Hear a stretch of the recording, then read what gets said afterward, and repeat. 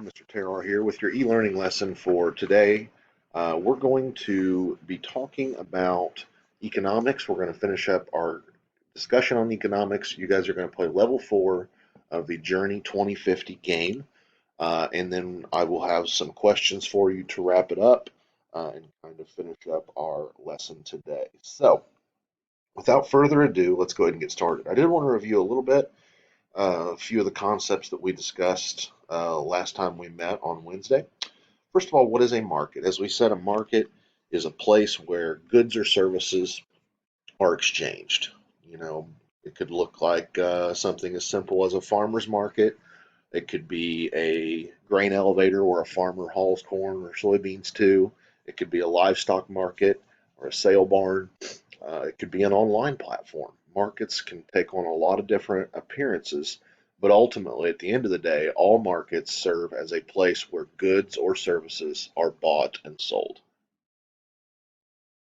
And we walked through supply and demand and the relationship between supply and demand. And we had a couple different scenarios for you. You know, the first, what if milk was no longer served in school cafeterias? That would increase the supply and decrease the demand. And what's that going to do to the market price? The price of milk's going to decline. Whereas, let's say a disease spread through a chicken farm or through most of the chicken farms and killed many of the hens that lay the eggs, that's going to lower the supply. Demand's going to increase for that limited supply, and that's going to result in an increase in market price. And then we have the example about the peaches. What if a late frost killed more than half of the peach blossoms and decreased the peach harvest by 50%? That's going to lower the supply, increase the demand, and the market price is going to increase as a result. So hopefully by now you guys have grasped the concept of the relationship between supply and demand and the impact that has on commodity prices. And this is very important because this is the way that the value of agricultural goods is determined. It's based on supply and demand. So the price that farmers are able to get for their goods is completely reliant on the relationship between those two things. So you're going to play round 4 of the Journey 2050 game. I will start off walking you through it, and then I will let you press pause and complete the level yourself. So without further ado, let's jump over to the game. I will walk you through how to get started, and then I will leave you to play. Okay, once we are over to the game here, we're going to click level 4, economy. Okay, it looks like we're starting off in Kenya again, so let's see what they have for us there. So we have 2 new sustainability factors, market access and education. Market access refers to basically the access that a farmer would have to a platform to sell their goods or their services. So, maybe that's a farmer's market, maybe it's a regional market, maybe it's just a local market within, even a village or town. And then education as well. Obviously, that one's pretty self-explanatory. Okay, so we can store our crop. That's a new option that we have. So we can place those crops in storage. We can sell them to people around us. That's going to increase our sustainability. Okay, so let's go ahead and get something planted. Let's plant some maize. We're going to do best practices.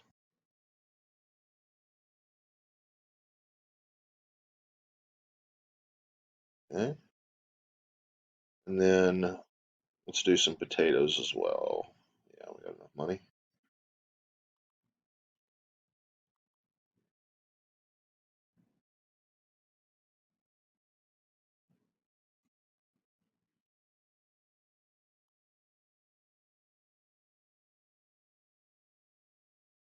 Sure that we're remembering to water.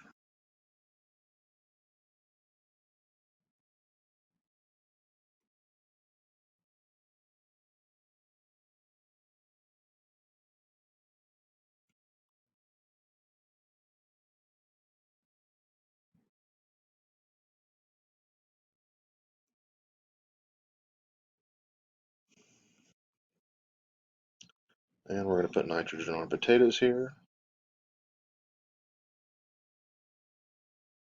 Okay. So we've got the ability to store our crop over here. So we can actually store it and wait for a better sales opportunity, wait for better prices. Yeah, let's go ahead and invest in the cell phone tower. $15,000. It increases our communication, gives us better market access, and increases our education. So the two things that we added to our sustainability barrel, uh, we're addressing those two issues. So our corn is ready to harvest here. Let's go ahead and get it harvested. So we need to market our corn here. Okay, so this guy's baking cornbread for a local hospital. He wants to buy our maize. Mary also wants to buy it at the local farmers market. So let's hit him. So we've provided enough maize for 37,440 loaves of cornbread. Pretty good, I'd say. Okay, so 100% on our crop yield. It's time to harvest our potatoes. Let's get those going. And let's see what this opportunity is here. So we can actually invest in expanding our high school, $20,000. Let's go ahead and do that. Our increase involves improved education, creation of jobs. Okay, so that's good. We need to market our potatoes.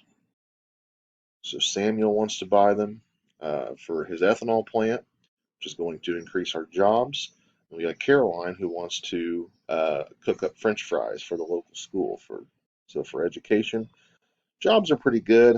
Education's one that we're trying to increase, so let's sell them to Caroline. Okay. So we made enough potatoes for 110,000 cups of French fries at the local school. Pretty good. Okay, I don't think we're gonna have time to plant another crop, so we'll go ahead and leave you there. You see my sustainability scores up to 440.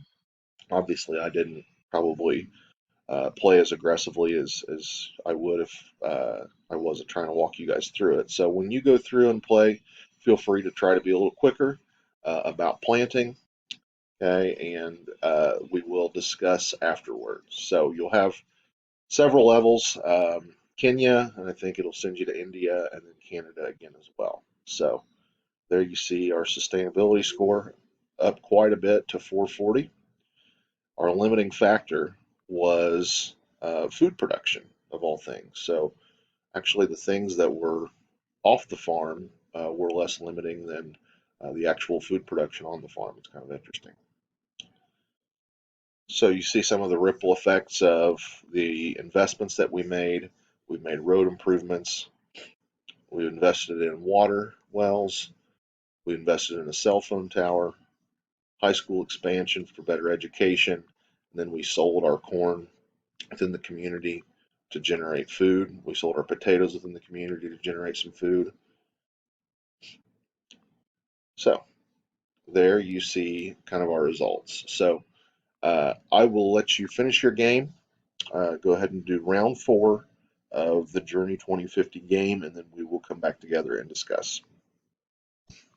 So by now you should have completed the 4th level of the Journey 2050 game.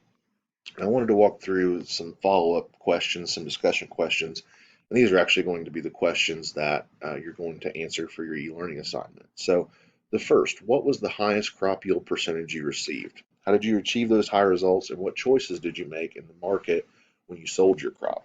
So what was your best yielding crop that you produced? Was it your maize in Kenya? Was it maybe one of your crops in Canada or India? What was your best yield percentage that you received, and what did you do to receive those high yield results? And then what influenced your choices when you chose who you sold your crop to and when to sell your crop? So, what investments, the second one, what investments were made by the students with the higher income farms? So, if you had a high income farm, if you did do very well and you were profitable, what investments did you make and why did you make those investments? And if you struggled a little bit more, what investments did you make if you maybe didn't do quite as well? What happens to your harvest when a random event, such as hail or a crop disease, hits your farm? So, if you had a situation where a disease or natural disaster like hail or a windstorm, something like that, what happens to your farm, and then what is the impact on the local and global market? Okay, and it's kind of a sidebar question to that. Did anyone plant sugarcane in India? And if you did, what happened to that crop? And so if you planted sugarcane in India, what happened to your crop yield? And then finally, how does a sustainable farm impact the farm family, their community, and their country? And that's ultimately a summary of what we've been talking about all the way through this unit: sustainability and the ripple effect of sustainability. So to finish up, I like this graphic because it really illustrates what we're talking about with the ripple effect. We know that everything in agriculture has an impact on something else, and this graphic does a really good job kind of tying it all together. So you start up here. A good crop results in a family being fed. We sell the extra food that generates money, and we can use that money to make improvements to the farming operations, buy new equipment, invest in new facilities, buy more land. Okay, that's going to, the improved farming operations is going to result in local businesses. Okay, so if I buy a, let's say I use my money to purchase a newer tractor, well, I'm going to have to buy that tractor from a dealership, and that's going to improve their business operation. It's going to result in more profits from them. Okay, those increased profits are going to result in more jobs and higher wages, which is going to contribute to economic health. Those higher incomes are going to equal an investment in environment or in the environment and the local infrastructure, which is going to create stronger communities and better infrastructure. Things such as roads and shipping that's going to result in improved access to markets, okay, which is going to allow farmers to be more profitable. When they have access to better markets, they have more marketing options. That access to market is going to involve global economic growth, and those global markets are going to give people all over the world access to products and services from around the world, which results in a better global economy and ultimately a better world. So you see how something as simple as growing a successful crop can have implications much, much, much larger than just that. So that concludes what we are going to do today. Make sure that you're answering those discussion questions that I have, the ones that we talked about a little bit ago. And if you have any questions, as always, feel free to reach out to me and I will get those answered for you. Otherwise, have a great weekend and I will talk to you on Monday. Thanks and have a great day.